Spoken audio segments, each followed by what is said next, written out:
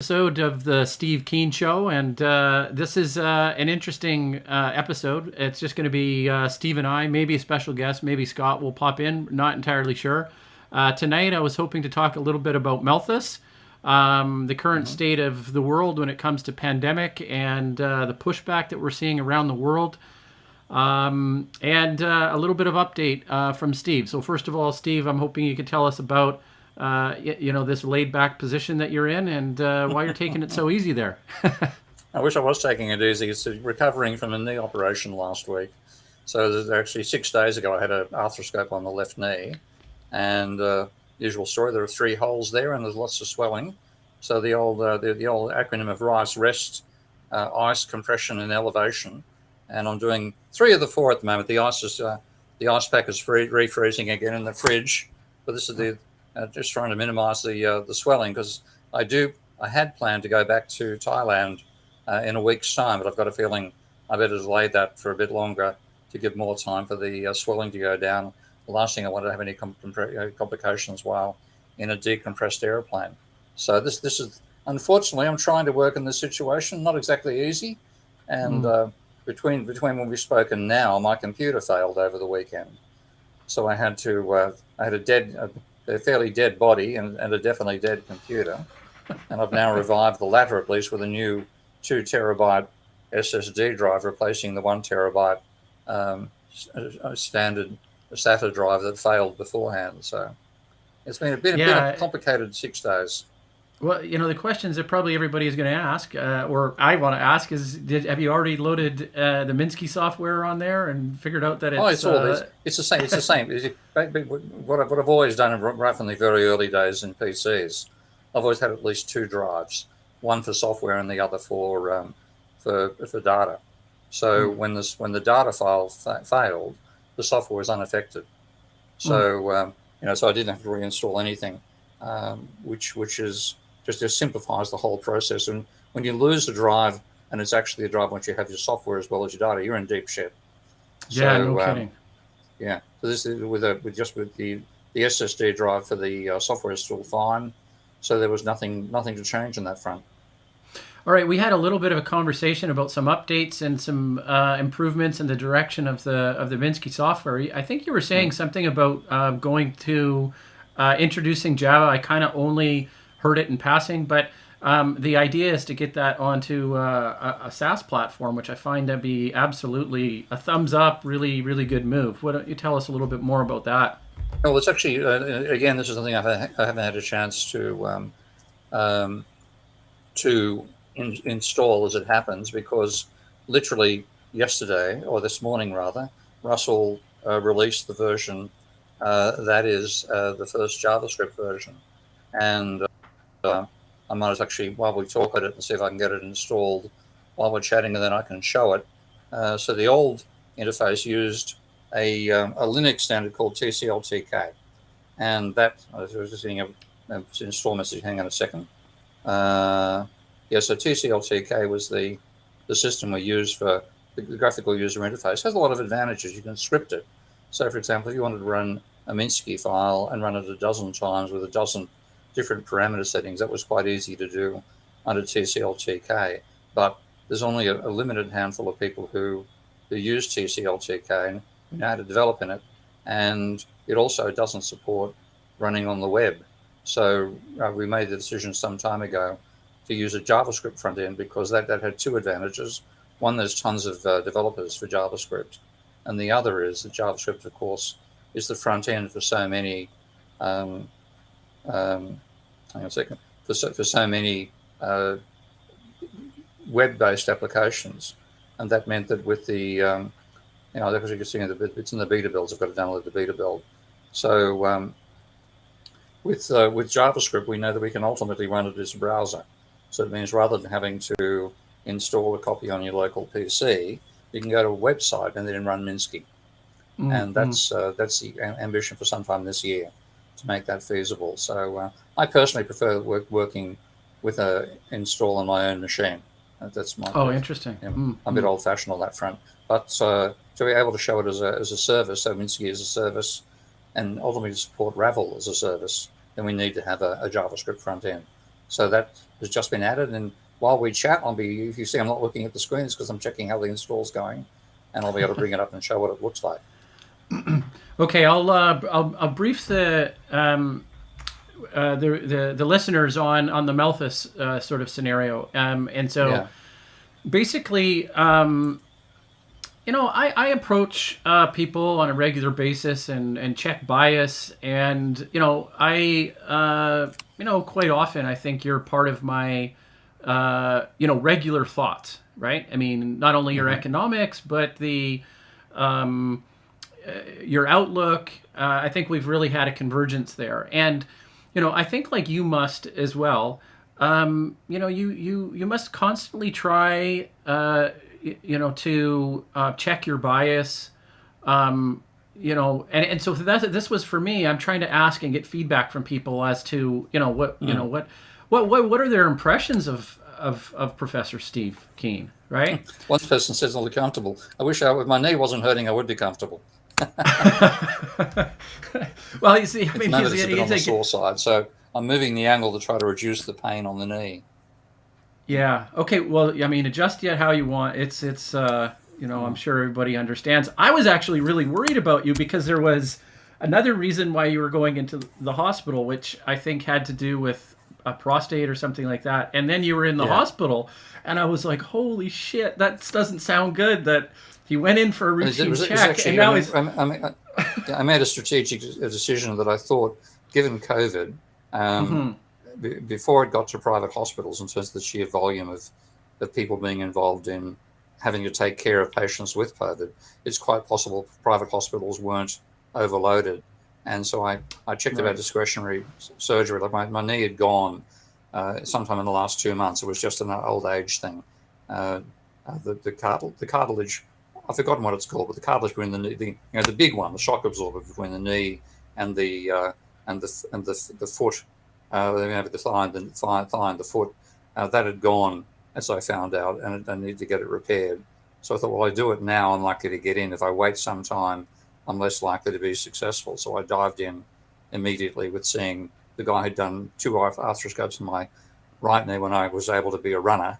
And then I gave up after yet another cartilage event there about 5-6 years ago. And this is just old age on the left knee, but the same guy, so somebody I trust to get the work done. And so I got it done last Thursday, and I'm sort of coming up to tomorrow's a week since it was done. And these things take a long time for the swelling to go down and the pain to disappear and so on. So, yeah, but that was the prostate cancer. I was the earliest I could actually give a check of that was a Valentine's Day, and that's not exactly a good way to spend Valentine's Day. Plus, I intended being back in Thailand then anyway. And the next date was the middle of March. I thought, bugger this, I'll leave that till I get back to Thailand, which has got a very good medical system. It relies upon a lot of medical tourism these days, and very well-trained medical staff with very good facilities. So I'll try to get that done while I'm back in Thailand, and that'll be maybe end of February I'll get that done. Oh wow! Okay, yeah. I mean, So I would have my grandfather. He passed away a couple of years ago, but there is something that he said, and it just kind of sticks with me. He was in his later years. You're not in your later years, but you're like later years. And we'd say to him, "Grandpa, what's the matter?" Right? And he would just say, "I'm getting old." That's it. Yeah, it was that's it. I mean, but the way he said it was it you could feel it was almost like it's not a disc. It's not it's just it's just the way it is. And it's just the way it is. I mean, you don't realize it when you're a younger person. I think it was Somerset Maugham said that the youth is wasted on the young. It's only when you're old you realize how wise that is, because you take stuff for granted as a young person. Things work. As you get to be an older person, if you're lucky, your mind still functions. I think I'm doing okay on that front. Yeah. But your physical body starts to fall apart, and things which you used to be able to ignore and rely upon fail. So in my case, I was always a runner. In my average kilometers in my 20s was between 80 and 120 a week, and and even in my 40s, I was doing every second day I do either a 10 or a 14k run. Races around the Thames in London when I was living there, and then in Sydney from where I live to Centennial Park and back, which is about 14k. So I just used to being runner, then bang, then my knees both go. So the right first of all, now the left is gone. I'm told no more running. I might be able to get back to tennis again, which I'm going to give a try to, because I was a bloody good tennis player in my youth. And I can get back to weightlifting, and I can walk. Oh, really? At the moment, Okay.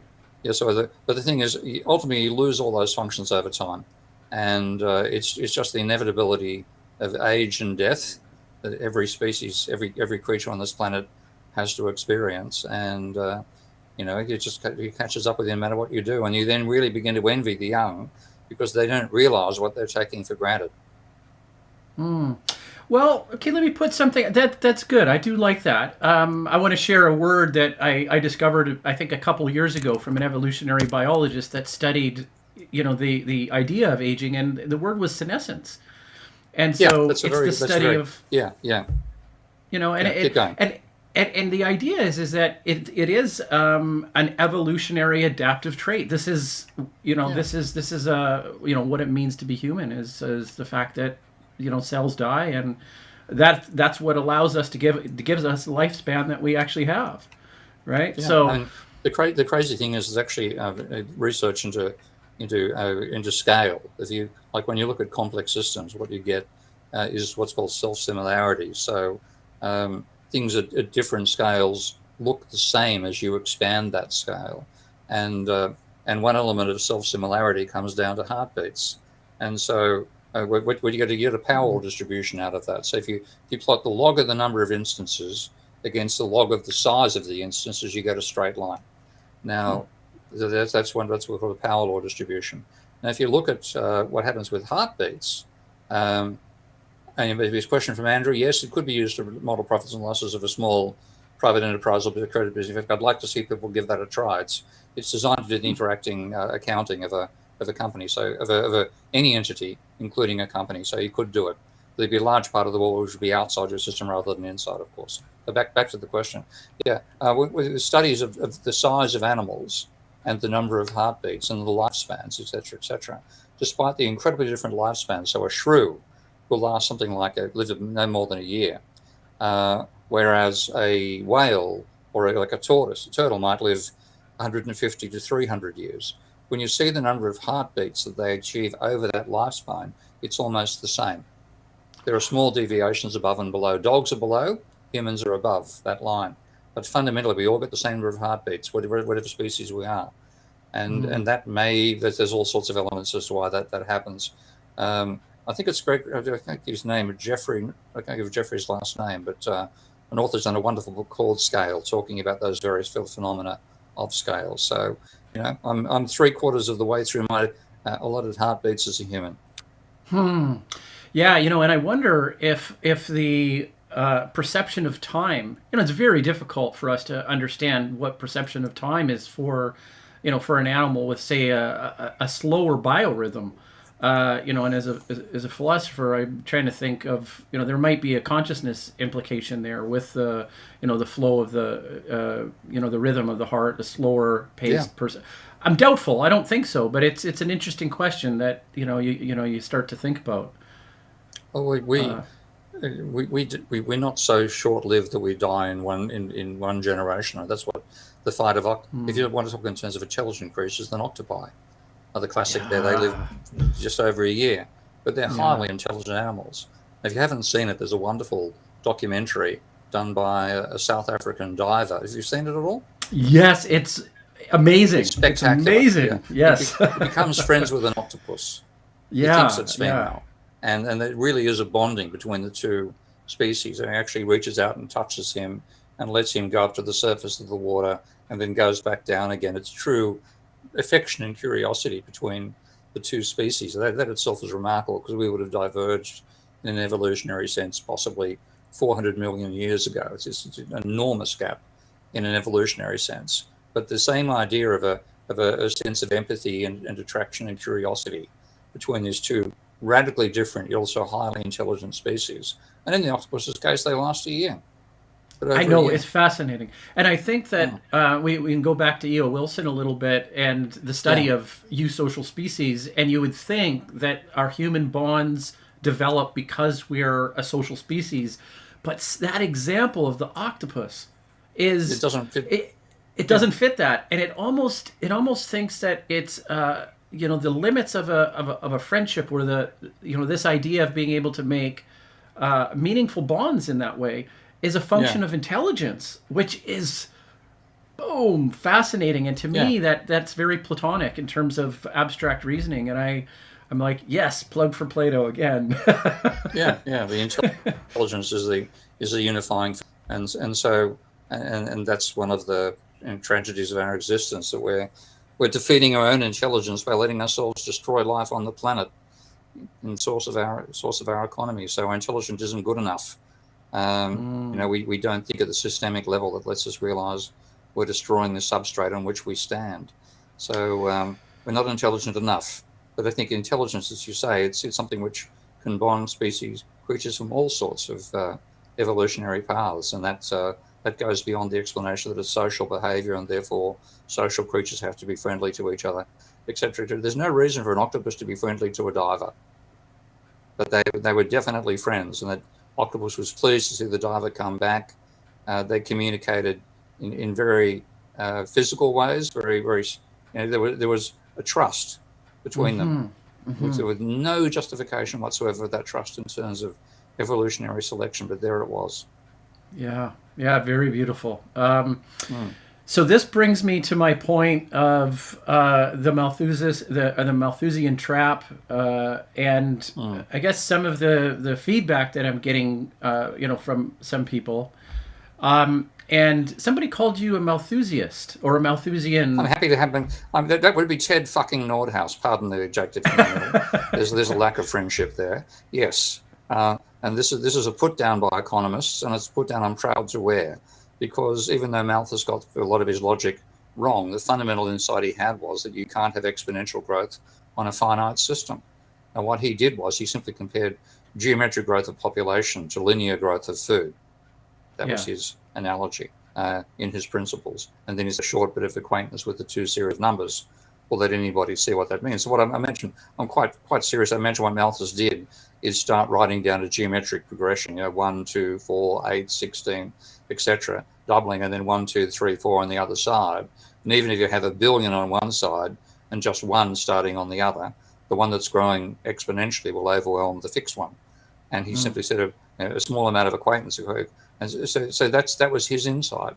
And what he didn't realize was that we would end up using fossil fuels to extend agriculture. So it isn't just, people talk about the green revolution. That was actually a brown revolution. We worked out ways to create phosphate-based fertilizers from fossil fuels. And without that, the population carrying capacity of the planet would have probably peaked at certainly below 2 billion. We wouldn't have been able to make enough food to support more than 2 billion people. So we would have hit population constraints way back in the 50s, maybe even earlier, 30s.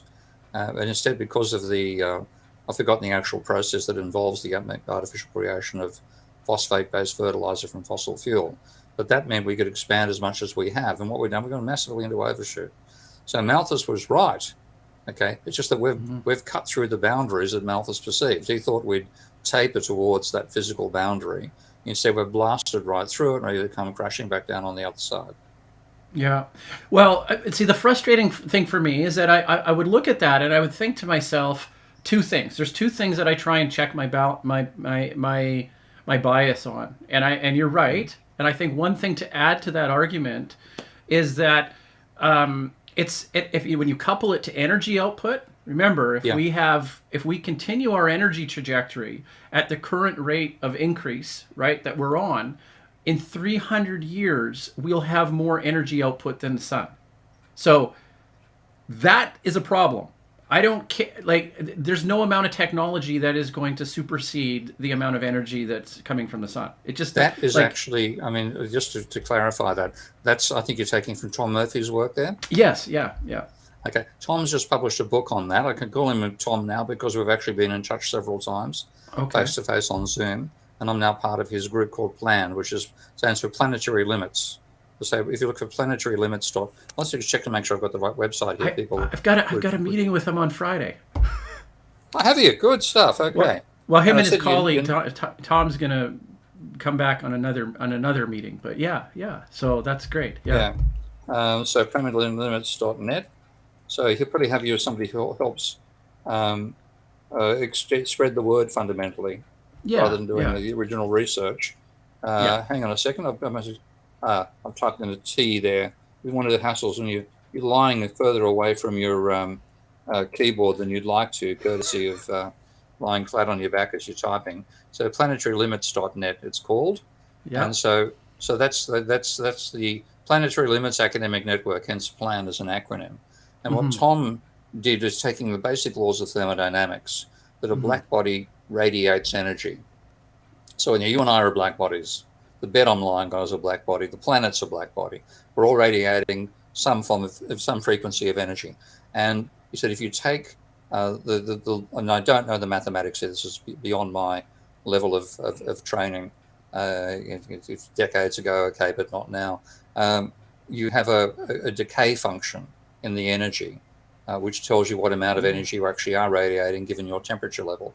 And so the energy is related to the temperature. And so if you know the energy output, you know the temperature as well. Well, putting that all together, Tom said that if we increase our energy consumption at the rate of 2.3% per annum, which is close to what we're doing, and the reason he chose 2.3% was that gives you a factor of 10 increase over a century. So we have one factor of 10 by the end of the 2100s, ditto 22s, 3s, and 4s. So that's 10 to the 4 more energy than we're currently outputting. At that point, the temperature of the planet will reach 100 degrees Celsius. Oh, The surface. I see. There's not the temperature of the sun.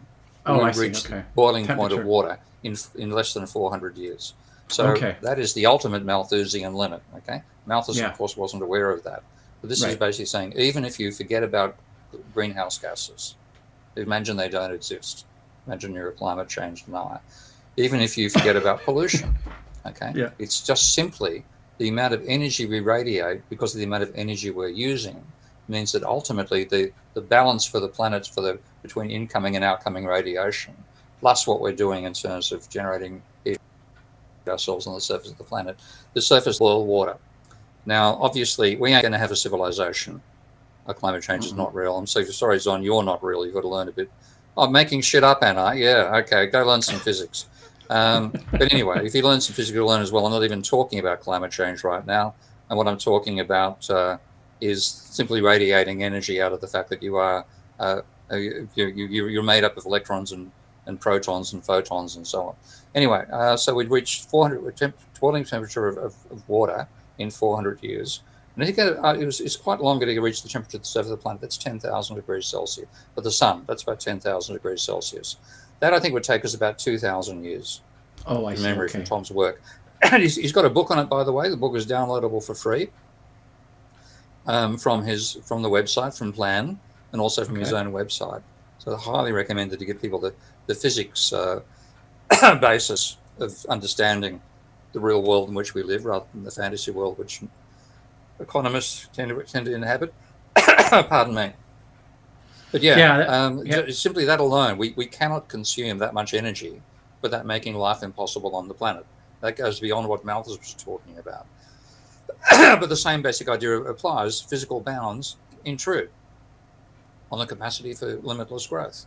Whereas economists presume limitless growth can continue occurring, whether they do that by talking about going to a virtual economy rather than a physical. So they imagine most of our interaction is through virtual systems rather than physical systems, or they just don't even consider the physical links at all. We will reach the limits of this planet, and at the very best, in terms of that particular physics law, we're about 300 years from them. Wow, yeah. And that's not very long. If you really think about it, right? That's really not that far away. Even the 2,500 years, Tom said at some stage that we know what humans were doing 2,500 years ago, beginning of the Grecian Empire. Yeah. Okay? Just going forward that far, and we reach a point where we'd be the same temperature as the sun. 400 years ago, you're talking the formation of the British Empire, fundamentally. Yeah. So in terms of the length of time, less than that is slightly more than the existence of capitalism. Might date capitalism back to the mid-1600s as a sort of dominant social system in London. So that's how little time we have, and we continue acting as if we've got eons ahead of us. Well, we don't. Yeah, the person that brought, I'm not going to name names, but the person that said it was actually has a Marxist background, and he just quite simply said that you're Malthusian through and through. But Yeah, happy to go on. I'm pleased to say that. Yes, so we can tell him he's right. yeah, but correctly. Did you know anything about that Keynes actually spent some time on Malthus as well? Did you know anything about that? Keynes was actually a fan of Malthus compared to Ricardo. Right. Okay. I mean, Keynes was born at an interesting time in the development of economics. He was enough of a visionary to see the flaws in the conventional thinking, but still tried to build on that conventional thought himself. So there were elements where he didn't reach as far as he needed to. So, for example, Schraffer, who was one of his advisors in what's called the Cambridge Circus, Schraffer tried to persuade him that the law of diminishing returns at the micro scale did not exist. And Keynes was just too wedded to that to let go of it. So he used the idea of diminishing marginal returns as part of his thinking, and he extended that to the macro scale as well. And Schraffer said it's wrong at both the micro and the macro level. So there are elements where Keynes was ahead of his time, but wasn't up with the modern times at the same point. But in terms of Malthus, he would argue we'd be much better off if we based our work on Malthus's economics than on Ricardo's. And that's something which actually Marx would also argue. Yeah. Okay. I want to share something with you from the the Phil. A-Box is asking what book was that. It's free, and it's by the author is called Tom Murphy. I'm not sure of the title. I need to look it up. Search for Tom Murphy, Murphy, and you'll find the book on the web that way. Right. Okay. We're checking the chat comments over here as we go. Oh, you see chat comments? Yeah. Can't you see them? No. Oh, okay. Well, hold on a second. Here we go. Ah, yes, I do see them now. There you go. Okay. Technology. Good there we go. Okay. And I'll post the link here in a second. Now, I want to share something, a screen here. I did a quick calculation here on my... you were talking about this on the Phil Dobby podcast today. And it was the...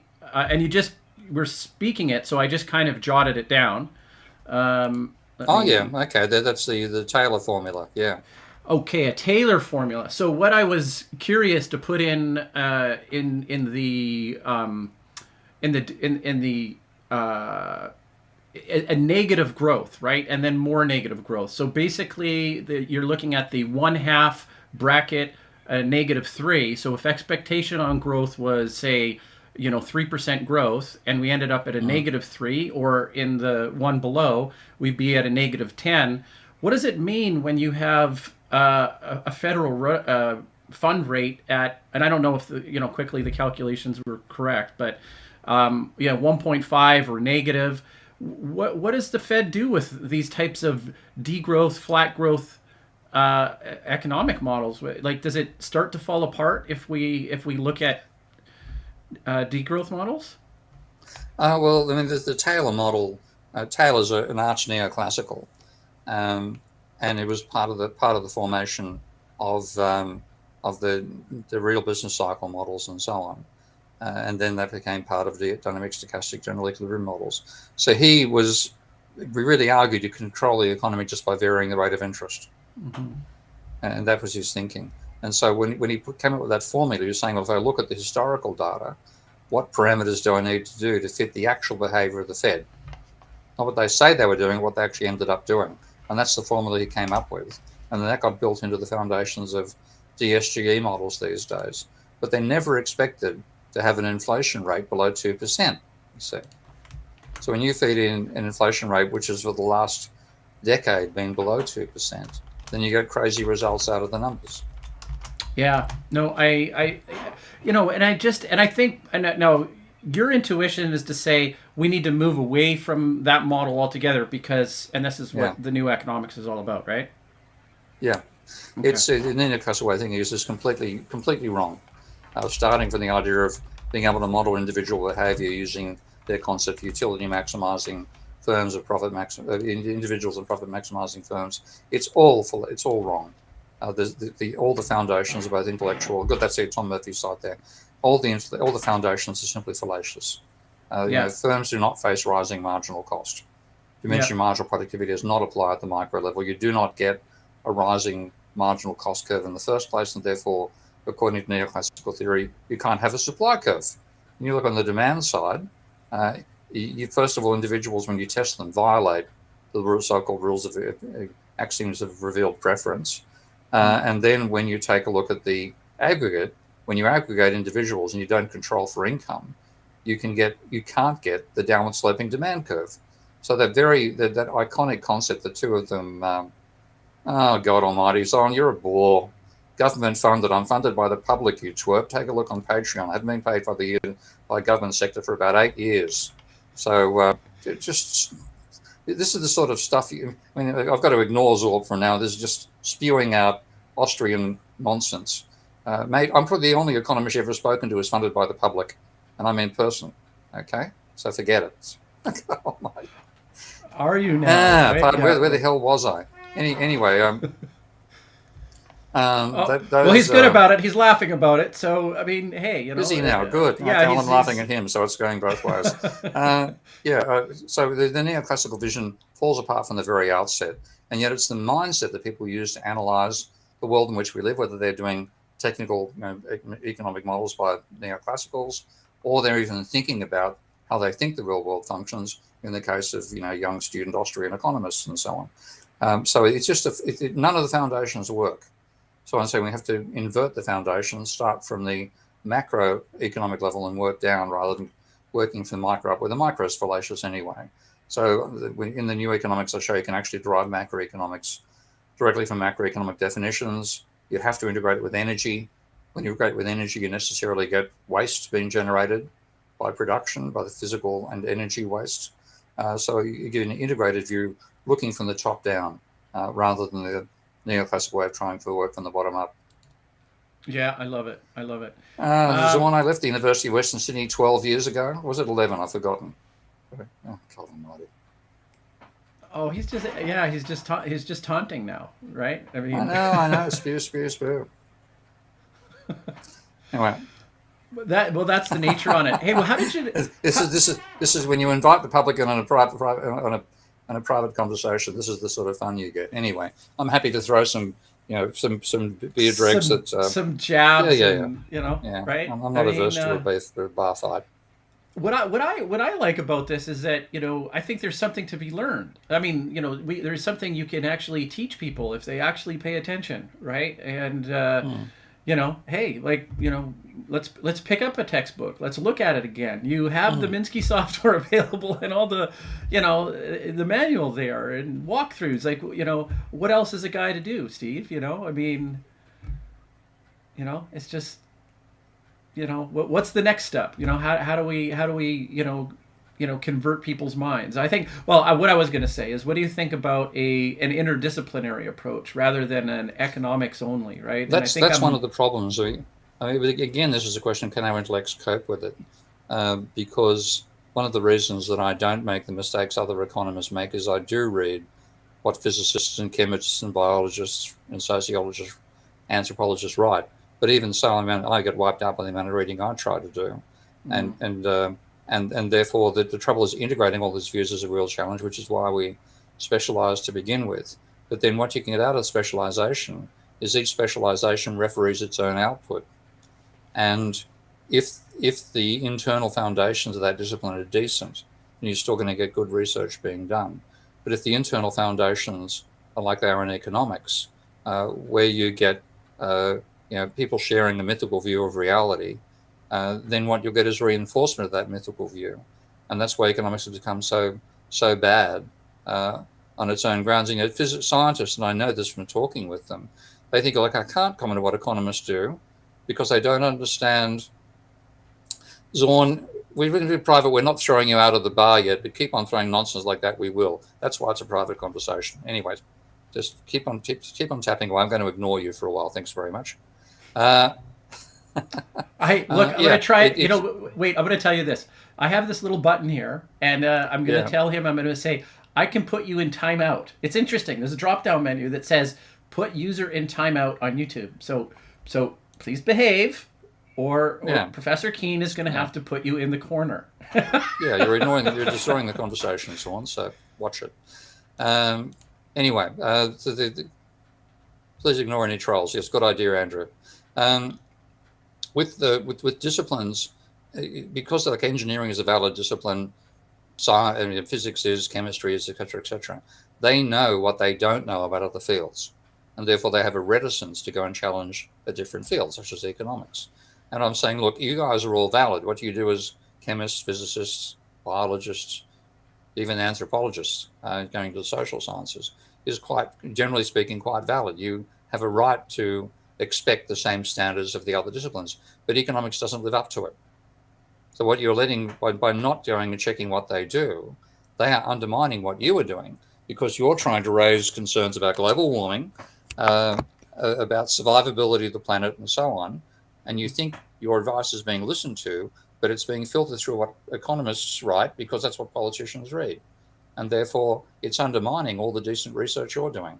So you have to overcome that reticence. And what I would admire about Tom Murphy is Tom's realized the same thing, which is why he's formed Plan. And the idea is to say, we have to get acknowledgement of the limits to the life on the planet and human civilization on the planet through as a fundamental level. And any element of our human society which doesn't recognize that has to be, well, terminated. Terminate neoclassical economics. It's dangerous for subsistence. What you have is something which is well, it's like a cancer, fundamentally. This is something which will destroy life. So you say, if you don't recognize planetary limits, you are contributing to the destruction of life, not its maintenance. I'm taking Tom's words a bit further than he would, I imagine, in saying that. But fundamentally, you have to say what preserves life, what enables it to continue evolving, what destroys it, and definitely neoclassical economics belongs in the camp of destroying life, in the belief they're promoting capitalism, which is quite ridiculous. Yeah, yeah. No, I hear you. One of the things that I'm thinking about when it comes to some of these climate change deniers, it might actually be an appropriate time to talk a little bit about COVID and the state of. I view it as a bit of a libertarian pushback. I don't know if you're seeing the same type of thing. But oh yeah, definitely. People are they've had enough. And I want to actually give you a scenario here. What if it was much worse? Would we really be wanting to defend our freedoms if the Black Plague, where 75% of Europe was dead, and everybody is doing. So many people are criticizing the government and how they're doing it as an authoritarian government. Everybody wants to take that righteous position of being like against authoritarianism and this type of thing, right? And I shake my head and I go, this was a huge accomplishment. For our species, right? And for our collective governments to be able to come together and offer something so swift, even actually a congratulations to the big multinational companies that came and pulled all this together. But there's so much hatred and animosity towards government and big business that it's I'm not necessarily singing their praise, but I mean, come on, guys. Like this, I think we did a lot of things right. And what happens to a balanced form of criticism where you say you've done a lot right, and you've done a few things wrong, but hey, like do you think about that much about what we've done right? Oh yeah, yeah. I mean, that's been, a lot of it's been done very incompetently. The impact of we had some countries which would, of course, China went absolutely hard lockdown and went too far. Welding people's building shuts, yes, that was going too far. And I have experienced why China does that, by the way, which I'm happy to discuss at a later stage. But on the other hand, we had herd immunity ideas when herd immunity is nonsense. We've never achieved herd immunity to a disease without having very effective vaccines against it. The only times we've managed to get the herd immune are things like smallpox and polio, where we've eliminated using a vaccine, and because people would not transmit from one to another, Because the vaccine, it would invade your body. It doesn't stop it invading, but it means your body's defenses knock it off before it does significant damage. Because that was done so well, these viruses only evolve inside a human body. So therefore, with that effect, eventually the disease dies. So we've killed them, but it took vaccines and public health campaigns as well to achieve them. Now, in some ways, as you say, it's quite right. COVID is almost perfectly targeted to undermine everything that we've done in that sense in the past. Nobody wanted to get smallpox. If you see photographs of people with smallpox, either you die of it or you wish you were dead, if you look what you look like after a dose of smallpox. So finding cowpox as a cure for smallpox, everybody wanted cowpox. The measles, we've got rid of measles, except for vaccine deniers in various parts of the world. That's because measles is a pretty devastating disease for children, and it's even worse for adults when it comes back as shingles. The Black Death, I mean, as you said, I think it was something in the order, certainly in 1/4, maybe in 3/4 of the population of Europe died during the Black Plague. So if this thing was as bad as that, yes, everybody's saying, for Christ's sake, lock us down. For Christ's sake, isolation, please, because the alternative is this disease gets transmitted everywhere. This is deadly enough to do damage, but not deadly enough to make people fear it when they get the inconveniences that have come out of lockdowns, and particularly how badly the lockdowns have been run. So the person I most feel for is actually Yanir Baryam, who's the guy who led the eradication of Ebola in 2014 in Africa. And he argued if we did a really well-organized 6-week lockdown, we could have eliminated the virus from the surface of the planet. That's all it would have taken. Instead, not only we have this damn thing going on for years now, he even lost his mother to COVID. So, he had the personal and intellectual tragedy of seeing how badly we've handled it, leading to the state of breakdown that we have now. And, people are sick of lockdowns, and I completely understand why. What they're sick of is badly run lockdowns that continue coming back and back again, whereas the idea from Yanir was in 6 weeks it will all be over. Hokey pokey is what I call it. 1 foot in, 1 foot out. We can't, we're scared to commit, and, we don't have those protocols in place. But yet, prior to the pandemic, we had these organizations, the planning was there, we had the CDC, we had the protocols. I do think that there's an aspect of the protocols that really should take into consideration the human nature and response based on the level of severity, right? So I don't know if the scientists are using that in their models, but if you were to, look at the variation between countries using the United States as the most individualistic society versus all the way on the scale, I think Japan did exceedingly well. Australia did well in terms of the number of, I know it had its issues, but it one thing I keep coming back to is that the death count, the per capita death count. So there seems to be so much defense on or outrage about lockdowns and oppression and a slippery slope to like a new reality of like an Orwellian sort of reality. And I think, what dystopia are we living in here? Right? Like it seems so weird. Let me go back. I threw a lot at you there, right? I don't know if you know what to, which one to swing at. So the Orwellian idea that it's almost like a perverse hero, George Orwell. He emerged in his time as that hero, right? But where participating in the Spanish War. He was a real hero, right? But yeah, he literally put his life on the line in various times for his beliefs.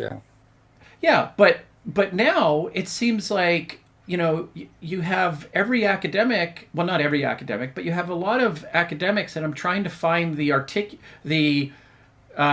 articulated response against the totalitarian regime or authoritarian lockdowns, and I think. We don't live in that society. What are you talking about? Are we blinded by the fact that we live in the most prosperous, progressively, prosperous society, and yet we think we're just one slippery slope away from completely descending into an Orwellian nightmare? Like, It Yeah, just seems yeah. so far-fetched. Yeah, I think our fantasies have got in the way. When I got a question there about Mises Hagship, about Buchananship, and forget Buchanan, he's a waste of space. But if you take a look at the work of, I don't know, for a friend of mine, I've lost his name temporarily, but there's a guy who wrote Hayek, Marx, Hayek, and Utopia, Chris Schiabra. Search for Chris Schiabra's work. You'll find a lot of worthwhile insights there from on a Hayekian view, actually combined with a Marxian view, because Hayek and Marx are much closer philosophically than you might realise. So Chris Schiabra, Sciabarra. Take a look for his work. I don't know if Chris is still alive. We've been out of touch for ages, and he had an autoimmune disease, but he's well and truly worth looking up his work. Yeah, I think it is crazy, because we do think we live in a, the views of this being totalitarian behaviour, and we have in Australia people call themselves sovereign citizens, and saying you can't tell a sovereign citizen to wear a mask inside a bar. Answer is, I'm sorry, it's my bar. You want to walk in here? Put a bloody mask on. And so the idea their freedom is being impinged upon at the trivial level of wearing a mask, rather than the substantive measure of being put into a concentration camp. I mean, the capacity of people to identify one with the other. Just can you get a grip? Yeah. That's what I'm saying. I can't agree more. I think, there's got to be, some way to differentiate that, right? Oh, okay, here we put thank you, Ryan. Chris Matthew Scarborough, yeah, that's his name, yeah. If you get in touch, just say hello from me. And nice little dog picture there. I like dogs. Okay, so we're getting into the last 10 minutes of the show, and I wanted to just. You don't have concentration camps in Australia, you twitch. We had them for refugees. We put them in Nauru and treat them appallingly badly. So grow up, mate. You've thrown so much nonsense at me. I would be throwing you out of the bar if you were trying to interrupt my conversations right now. Back to you, Dan. He's going in. Put him in. He's going in. Who cares? Yep. He's going in a time. Okay, so Zorn 101 was blocked for 5 minutes. You can come back to the conversation. Well, good one. That'll improve the conversation now, in. Yeah. Oh, he did say something that actually caught my attention, and this was something related to you don't know what it's like to not have money, basically. Something like that. That's I just true. got it. No, that's right? True. Yeah. Yeah. And so, people making the decisions have never experienced poverty. Yes. And so what I would advocate for with anybody making policy decisions, making recommendations, what does it mean? For an average citizen, not just poverty, but I mean a middle class citizen that may be the cannon fodder for aggressive economy shutdowns, austerity measures, right? Like, I think that one of the keys to this is that we need to have something that, with that mentality of not leaving the soldier behind, right? Like we will not leave you behind. You will be, not you will be taken care of, but there's got to be some accommodation. Otherwise, it just scares the shit out of people. Yeah, it does. And in one sense, this is the first time I've had a crisis which has affected everybody. Because normally, if you talk about a crisis, it's a crisis in Iraq, which affects if you're an Iraqi citizen or if you're a military person, and so on. We've had political disputes in different countries. This is, I think, the first crisis we've experienced where everybody on the planet is affected by it. And therefore, you have to take account of everybody's situation. And if you don't do that, then you end up in the sort of travesties we've seen where people, even though I think lockdown would have worked if it was done properly, by doing it badly, people have been very badly affected and their lives have been ruined by the response to COVID. When they look at it and say, well, what's been worse for me, the response to COVID or COVID, they can say the response has been worse. And they're right in their individual situation. So unless we have the awareness of that, we end up provoking reactions that mean that the controls we're trying to put into place no longer work. And that's where we've arrived at right now, I think.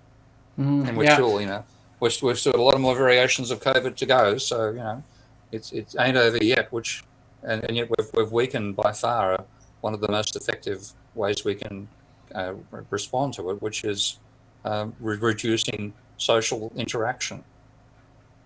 Why don't you, as a way to close out the show, why don't you give me and the viewers your thoughts about Russia and the tensions that are happening over on that Ukraine border?